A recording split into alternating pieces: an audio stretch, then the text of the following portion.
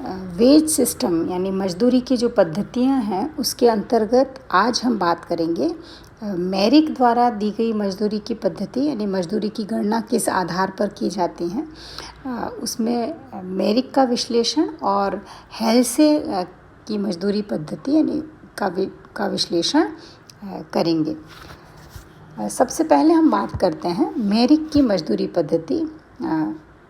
Taylor, इससे पहले के लेक्चर में हमने टेलर की पद्धति देखी थी कि मजदूरी की गणना किस तरीके से की जाती है, पर वहाँ पर जो सबसे बड़ी कमी हमें नज़र आई वो यही थी कि जिस बिंदु पर प्रमाप कार्य निर्धारित होता है उस दर का निर्धारण बहुत ही कैजुअली हो जाता है, आकस्मिक रूप में होता है, और इसलिए जो श्रमिक है वो प्रमाप सीमा से यदि थोड़ा भी पीछे रह जाए तो ऐसे में उसकी मजदूरी की दरें क्या हो जाती हैं, कंपैरेटिवली काफ़ी कम हो जाता है, यानी उसमें बहुत ज़्यादा डिफरेंस आ जाता है। अगर वो बेसिक जो मजदूरी की दर है उससे थोड़ा भी कम काम करता है, कम उत्पादन करता है, कम समय काम करता है, तो ऐसी स्थिति में उसकी मजदूरी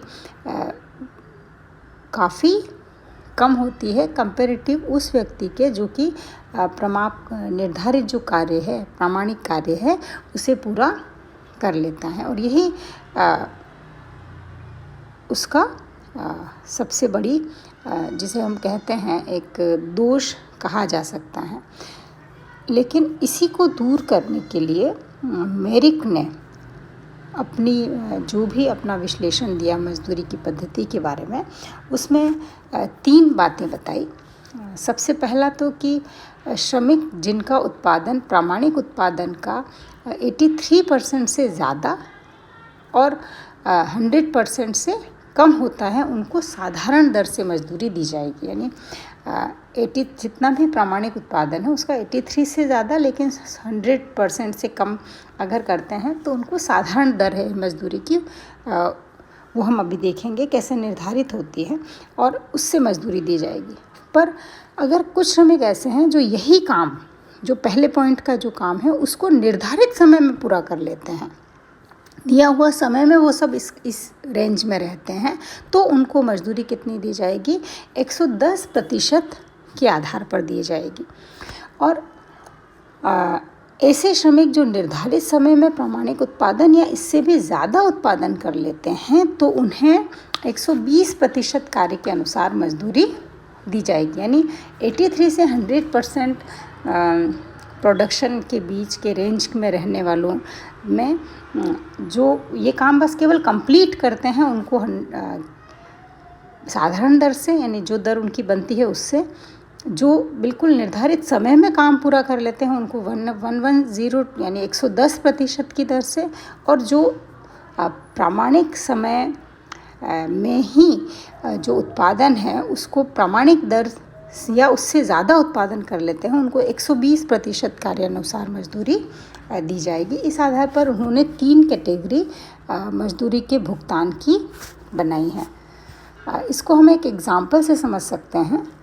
मान लीजिए किसी फर्म में प्रामाणिक समय क्या है, 2 इकाई प्रति घंटा, यानी हर घंटे में कितनी इकाइयाँ या कितने यूनिट का प्रोडक्शन करना है, 2 यूनिट का प्रोडक्शन करना है। ऐसी स्थिति में मान लीजिए जो प्रमापित मजदूरी है वो मजदूरी कितनी है, प्रमापित मजदूरी है 2 रुपये पर यूनिट, और जो प्रतिदिन कार्य घंटे हैं वो कितने हैं, 8 घंटे।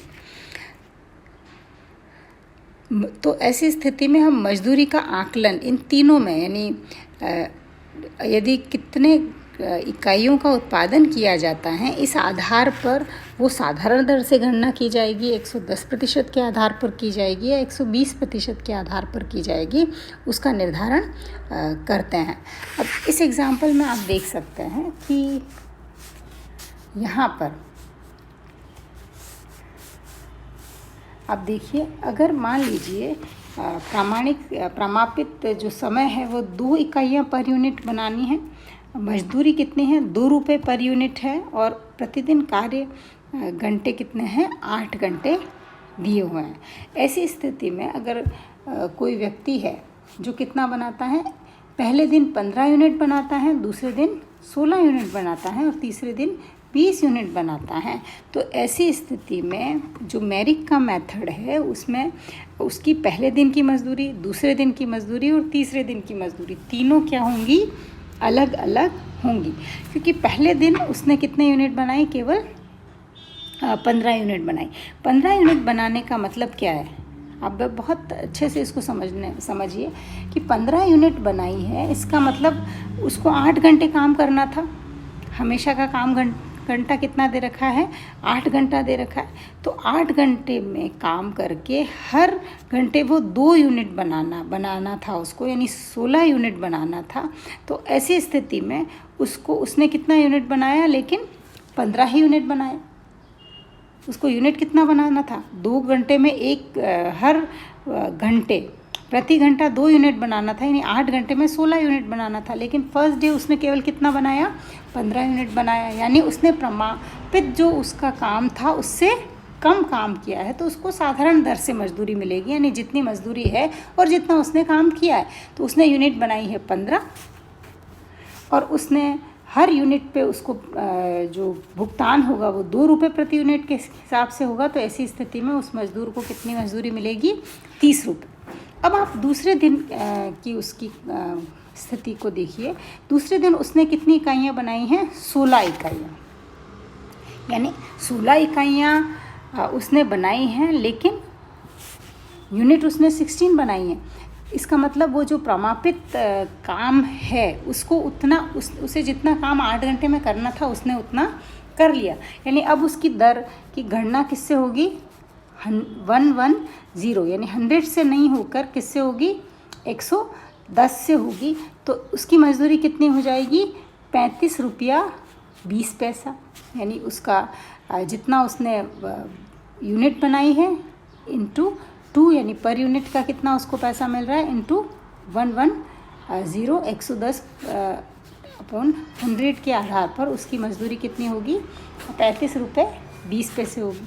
और तीसरे दिन उसने जो प्रमापित काम उन्हें दिया गया था उससे भी ज़्यादा इकाइयाँ बनाई हैं। यानी उसे 8 घंटे में अगर 2 यूनिट पर आवर्स के हिसाब से बात करें तो उसको 16 यूनिट ही बनानी थी, लेकिन उसने कितनी बना दी, उसने 20 यूनिट बनाई, यानी 16 से 4 यूनिट ज़्यादा बनाई। तो ऐसी स्थिति में तीसरे दिन में उसकी मजदूरी का आकलन किससे होगा, 120% के आधार, यानी 20% के आधार पर होगा। तो ये कितना हो जाएगा, तीसरे दिन की मजदूरी 20 इंटू 2 इंटू 120 अपॉन 100 के आधार पर उसको कितनी मिलेगी, 48 रुपये मजदूरी मिलेगी। यानी यदि वो 15 यूनिट बनाता है तो 30 रुपये मजदूरी मिलती हैं, लेकिन 15 की जगह आप देखिए वो 20 यूनिट बनाता है तो उसकी मजदूरी की क्या हो जाती है, बहुत ज़्यादा, यानी 18 रुपये उसकी मजदूरी एक ही दिन में बढ़ जाती हैं। तो ये जो वृद्धि हैं वो इसलिए हैं क्योंकि उसने ज़्यादा एफिशिएंटली काम किया है। तो ऐसी स्थिति में इस आधार पर हम मेरिक के जो भी मजदूरी की पद्धति है उसमें कितना काम किया जाएगा और कितने समय में उसे या निर्धारित समय में उसे पूरा कर लिया जाएगा या नहीं, तो इसके लिए भी इस प्रकार की पद्धति में एक मोटिवेशन श्रमिकों को है कि वो समय पर अपना काम पूरा कर लें। अब हम बात करते हैं हेल्से की बताई हुई मजदूरी पद्धति के बारे में। इस पद्धति में सबसे पहले अमेरिका में इस पद्धति को यूज़ किया गया था, अपनाया गया था। और इस योजना के अंतर्गत उत्पादन को एक निश्चित मजदूरी ज़रूर दी जाती है। यानी ऐसा नहीं है कि अगर वो काम में थोड़ा कम कर पाए तो उसको बिल्कुल मजदूरी नहीं मिलेगी, इस तरीके की स्थितियाँ नहीं होंगी। एक निश्चित मजदूरी दी जाती है, चाहे वह श्रमिक निश्चित समय में काम कर पाए या नहीं कर पाए। पर जो श्रमिक उस कार्य को, निर्धारित कार्य को निश्चित समय से पहले पूरा कर लेता है तो उसको समय अनुसार मजदूरी जो तय है वो तो मिलेगी ही, और साथ में उसने बचाए हुआ जो अपना समय है उस समय के आधार पर जो मजदूरी है उसकी गणना 33% से लेकर 50% तक के एक्स्ट्रा बेनिफिट उसको मिलेंगे। और इस आधार पर यानी जिसने निर्धारित काम को पूरा किया है उसे एक साधारण दर से मजदूरी मिल जाएगी, लेकिन जिसने निर्धारित काम को बहुत कम समय में पूरा कर लिया है यानी उसके पास और समय है ज़्यादा एक्स्ट्रा काम कर लेने के लिए, तो यहाँ पर उसने अगर समय की बचत की है, ज़्यादा प्रोडक्शन किया है, या कहीं ना कहीं आप बहुत सिंपल भाषा में समझ सकते हो कि उसने ज़्यादा प्रोडक्टिविटी दिखाई है, उसकी उत्पादकता क्या है काफ़ी अधिक हैं। तो ऐसी प्रोडक्टिविटी ज़्यादा होने के कारण उसे क्या लाभ मिलेगा, उसे जो लाभ मिलेगा वो मजदूरी का 33% से लेकर 50% तक का एक्स्ट्रा बेनिफिट उसे उस काम के बदले में मिल सकता है।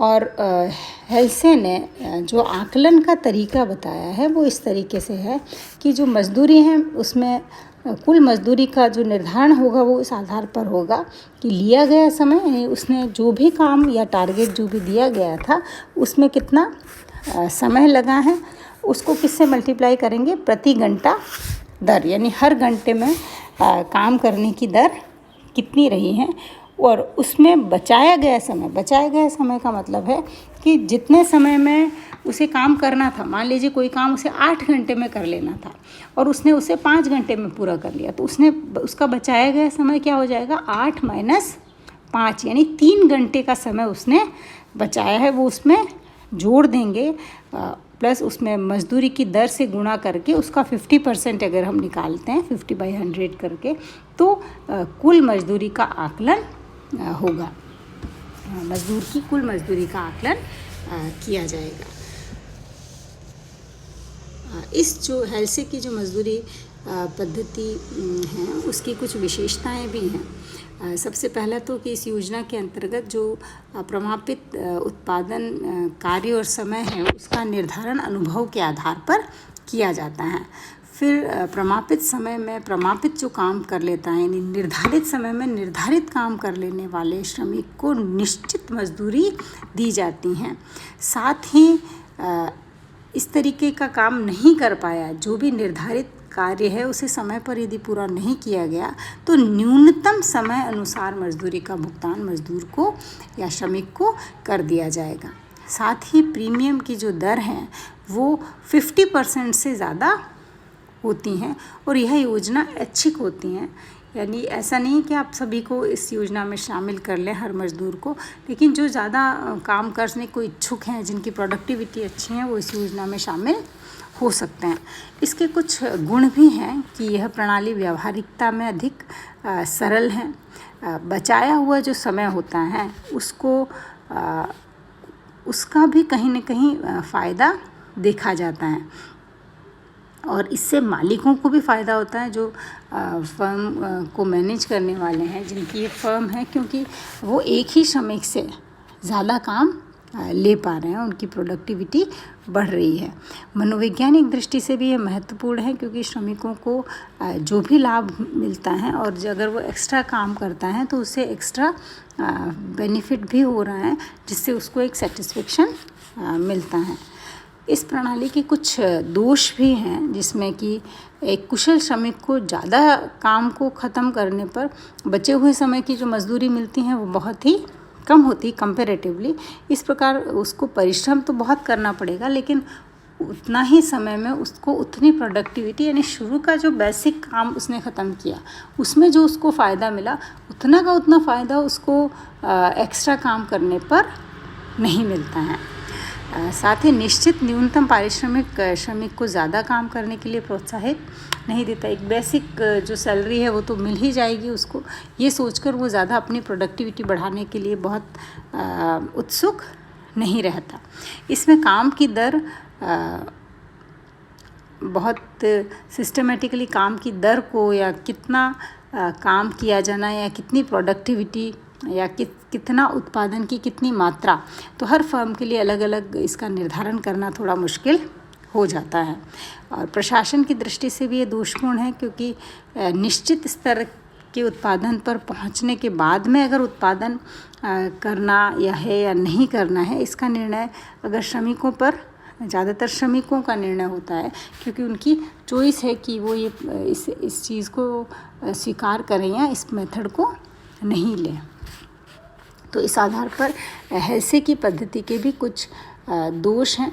तो आज हमने मेरिक और हेल्से की मजदूरी पद्धति के बारे में पढ़ा। नेक्स्ट जो हमारा लेक्चर होगा अब उसमें हम आगे की कुछ ऑथर्स की मजदूरी पद्धति के बारे में बात करेंगे। Thank you.